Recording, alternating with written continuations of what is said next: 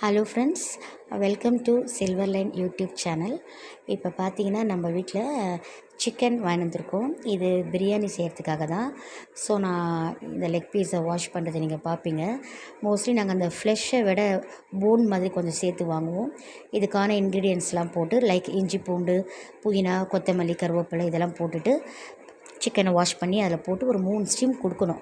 அது 3 ஸ்டீம் முடிஞ்ச பிறகு தான் இந்த பாஸ்மதி ரைஸ் நம்ம ஒரு 1/2 அன் ஹவர் ஊற வச்சா போதும். அதுக்கப்புறமா நம்ம அதில் போட்டுட்டு ஹார்ட்லி ஒரு 2 ஸ்டீம்லேயே நம்ம அது உங்களுக்கு இது பாருங்கள் ஸ்டீம் ஆகிடும். நல்லா சிக்கன் ஆல்ரெடி வெந்திருக்கு ஏற்கனவே. இப்போ இந்த ரைஸும் பார்த்திங்கன்னா உங்களுக்கு இப்போ கிளறும்போது பார்த்திங்கன்னா நல்லா உதிரியாக நல்லா பளபளன்னு இருக்கும். இந்த பிரிஞ்சி லைஃப் பார்த்திங்களா, லெக் பீஸ் எவ்வளோ அழகாக உடையாமல் வந்திருக்குது.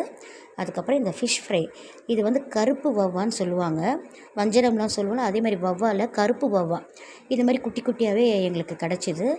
ஸோ இதை நான் தவாவில் ஃப்ரை பண்ணுறேன்.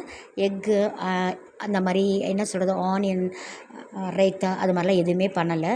ஸோ இதுவே இதுக்கு போதுமானதாக இருந்துச்சு. இப்போ இவங்கள தவாவில் போட்டு ஆயில் அப்ளை பண்ணி இவங்கள 2 பக்கமும் திருப்பி போட்டு நம்ம நல்லா இதை ஃப்ரை பண்ணுறோம். ஃப்ரை ஆகிட்டுருக்கு. அதுக்கப்புறமா பனானா லீஃப் வாங்கிட்டு வந்திருக்கோம்.